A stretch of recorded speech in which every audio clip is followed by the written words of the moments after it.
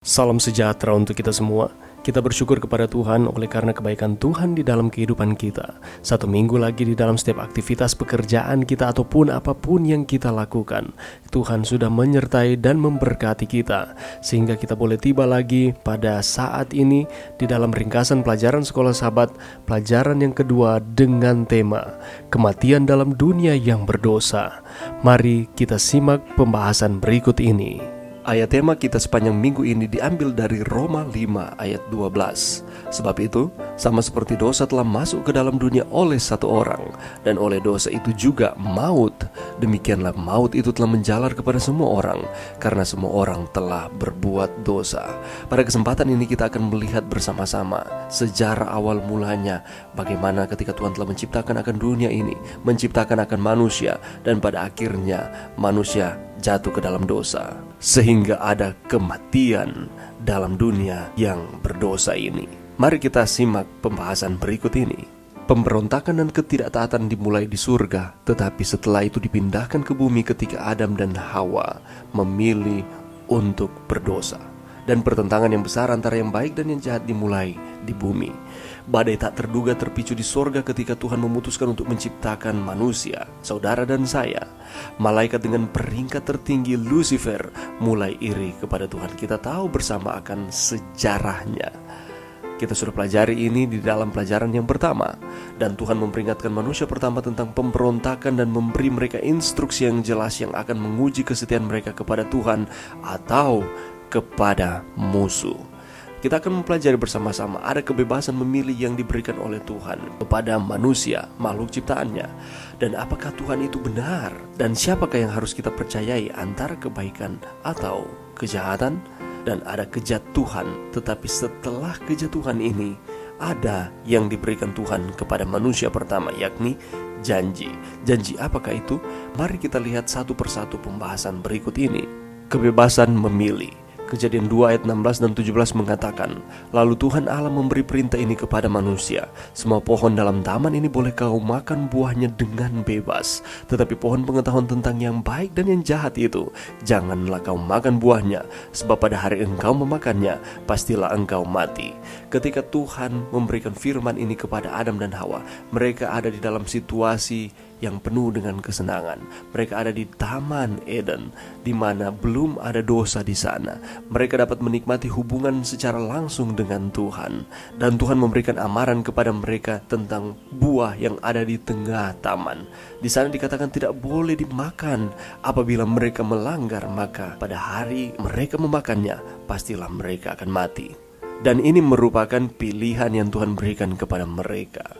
Tuhan menciptakan kita dengan kehendak bebas. Itulah sebabnya Dia menasihatkan Adam untuk memilih untuk tidak memakan akan buah itu. Tetapi Tuhan tidak menahan mereka ketika mereka memutuskan untuk memilih memakan akan buah tersebut, oleh karena pilihan yang Tuhan berikan kepada mereka. Ketaatan adalah satu-satunya pilihan yang logis atau masuk akal. Namun si penggoda muncul sebagai ular dan mendorong mereka untuk memilih ketidaktaatan. Dan ular itu memakan buahnya dan tidak mati. Dan ini menyindir bahwa Tuhan sedang menetapkan aturan secara berubah-ubah. Kita tahu bersama cerita bagaimana sehingga Hawa digoda oleh ular, dan setelah dia digoda, terpengaruh dengan godaan ular tersebut, ia mengambil buah tersebut dan memberikan kepada Adam suaminya, dan pada akhirnya mereka memakan akan buah tersebut. Mereka tertipu dan mereka membuat pilihan yang salah. Hawa lupa bahwa firman Tuhan selalu dapat dipercaya, meskipun kelihatan tidak logis. Kita juga harus menghadapi situasi serupa setiap hari. Kita harus memilih antara menaati Tuhan atau tidak percaya dan tidak menaatinya. Dan semuanya bermain di dalam pilihan-pilihan. Allah memberikan kepada kita kebebasan memilih dengan adanya konsekuensi-konsekuensi yang harus kita jalani lewat pilihan-pilihan yang kita pilih setiap hari di dalam setiap aktivitas kita. Tetapi Tuhan mengasihi kita sehingga Ia terus mengarahkan kita untuk memilih yang benar, gantinya memilih yang salah. Kita diarahkan sesuai dengan firman-Nya untuk terus memilih apa yang dikehendaki Allah di dalam setiap kehidupan kita. Tetapi segala sesuatu Allah memberikan kebebasan kepada kita untuk kita memilih. Mari kita menggunakan kebebasan memilih kita sesuai dengan arahan Tuhan di dalam kehidupan saudara dan saya. Apakah Tuhan itu benar?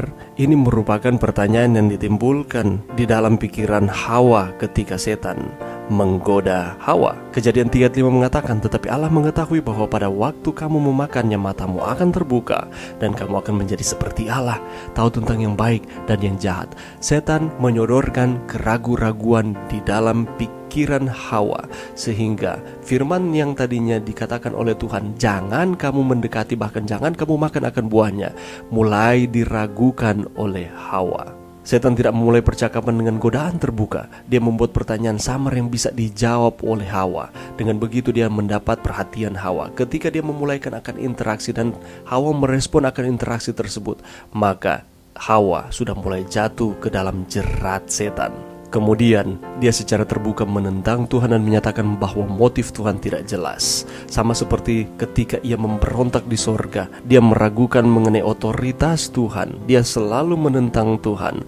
Demikian pula di dunia, dengan cara yang sama, dia meragukan bahkan menentang akan Tuhan dan menyatakan bahwa tujuan Tuhan ini tidak jelas.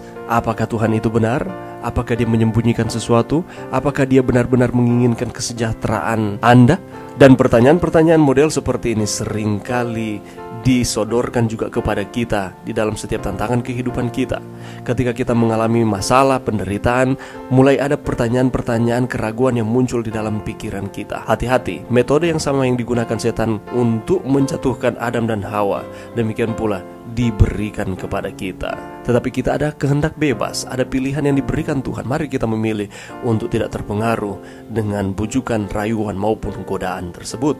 Hawa harus memilih antara percaya Tuhan atau tidak. Dia menganalisis masalah ini dan pada akhirnya dia meragukan akan firman Tuhan. Ini analisa dari Hawa. Aspek nutrisi, buah pohon itu baik untuk dimakan. Aspek estetika, sedap kelihatannya. Ada aspek logis, pohon itu menarik hati karena memberi pengertian. Dan pada akhirnya dia timbul pada kesimpulan bahwa tidak apa-apa melanggar akan firman Tuhan. Oleh karena dia merasionalisasikan firman tersebut dan pada akhirnya dia mengambil kesimpulan atas dasar pemikirannya sendiri, bukan karena firman Tuhan.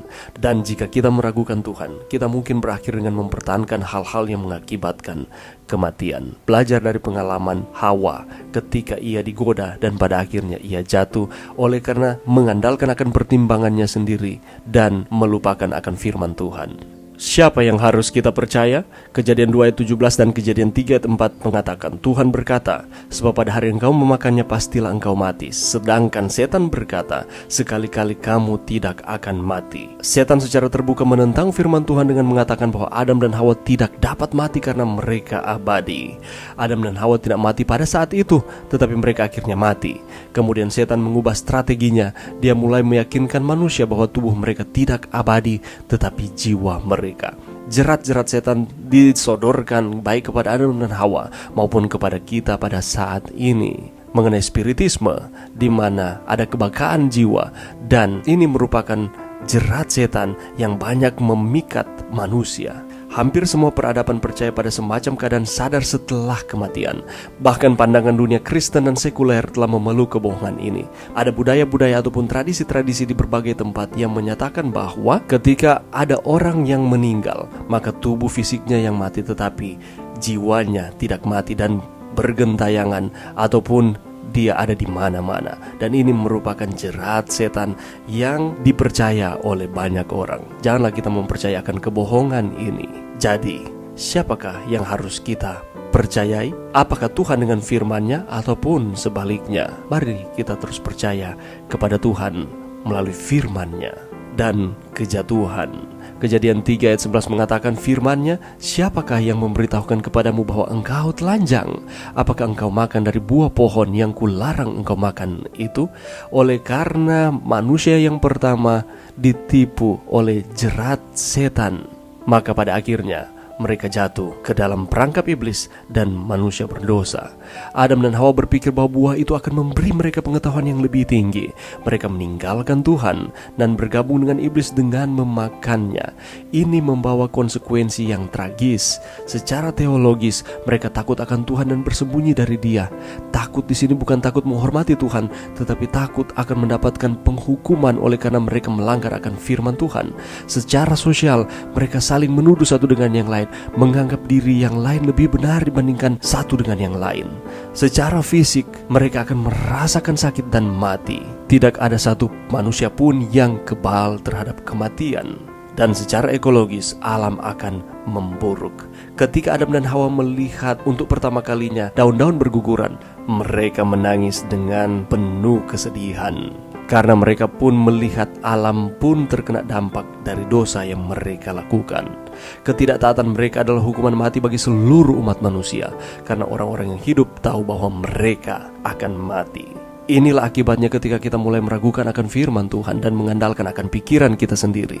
Dan pada akhirnya kita akan jatuh di dalam perangkap iblis. Tetapi ada kabar baiknya bagi saudara dan saya. Di dalam Kejadian 3:15 di sana dikatakan, aku akan mengadakan permusuhan antara engkau dan perempuan ini, antara keturunanmu dan keturunannya. Keturunannya akan meremukkan kepalamu dan engkau akan meremukkan tumitnya. Dan firman ini merupakan bukti dari kasih Allah itu kepada manusia. Kalau kita memperhatikan di dalam Kejadian pasal 3, sebelum konsekuensi dijatuhkan kepada baik ular, Adam maupun Hawa, Allah memberikan janji ini kepada mereka dan juga kepada kita manusia. Itu berarti walaupun ada konsekuensi yang harus mereka jalani, tetapi Tuhan menjanjikan bahwa akan ada penebusan. Kata permusuhan atau dalam bahasa Ibrani eibah menyiratkan tidak hanya kontroversi kosmik yang bertahan lama antara yang baik dan yang jahat, tetapi juga penolakan pribadi terhadap dosa yang telah ditanamkan oleh kasih karunia Allah dalam pikiran manusia. Penolakan ini menggerakkan kita untuk berkeinginan untuk bebas dari kuk setan, tetapi kita tidak dapat melakukannya. Kemudian Tuhan datang untuk menyelamatkan kita. Ada Mesias yang dijanjikan dan digenapi ketika Yesus mati di kayu salib. Benih wanita itu telah mengalahkan dan menyelamatkan kita dari kematian kekal. Secara teologis, kalau kita melihat Kejadian 3:15 ini merupakan Injil pertama atau kabar baik pertama di dalam perjanjian lama. Dalam bahasa Yunaninya adalah proto-evangelium, di mana Tuhan memberikan kabar baiknya yang pertama di dalam perjanjian lama, di mana Ia mengutus anaknya yang tunggal yakni Yesus Kristus akan mati dan memberikan keselamatan untuk manusia. Kita berterima kasih kepada Tuhan karena Tuhan merancangkan kebaikan di dalam kehidupan saudara dan saya. Tuhan membuat hewan korban pertama dan ini merupakan simbol kematian penebusan Yesus. Dia mengenakan Adam dan Hawa dengan kulit binatang, menutupi mereka dengan pelindung keadilannya. Dia tidak meninggalkan kita pada nasib kita, tetapi memberi kita harapan bahwa pada akhirnya kita akan kembali ke pelukan kasih-Nya. Pelajaran dari pengalaman kejatuhan Adam dan Hawa ketika mereka jatuh, itu bukan oleh karena mereka mengandalkan Tuhan, tetapi mereka mengandalkan akan pikiran mereka sendiri. Tetapi Tuhan memberikan janji bahwa Tuhan akan memberikan penebusan melalui anaknya Yesus. Ketika korban pertama disembelih dan mereka mengenakan akan kulit binatang sebagai pakaian mereka, Allah sedang menunjukkan bahwa keselamatan itu adalah pemberian Tuhan dan manusia dibenarkan oleh karena Tuhan, bukan karena usaha-usaha manusia itu sendiri. Begitu besarnya cinta kasih Tuhan di dalam kehidupan manusia. Mari kita terus setia kepada Tuhan karena Allah sangat mengasihi kita. Mari berdoa. Terima kasih Tuhan atas firman-Mu sepanjang minggu ini. Dan terima kasih pelajaran kejatuhan manusia pertama dapat menjadi pelajaran yang berharga bagi kami, untuk kami terus mengandalkan Tuhan, mempercayai akan firman, dan menggunakan kehendak bebas yang Tuhan berikan bagi kami untuk terus memilih yang benar di dalam Tuhan. Di dalam nama Yesus, amin.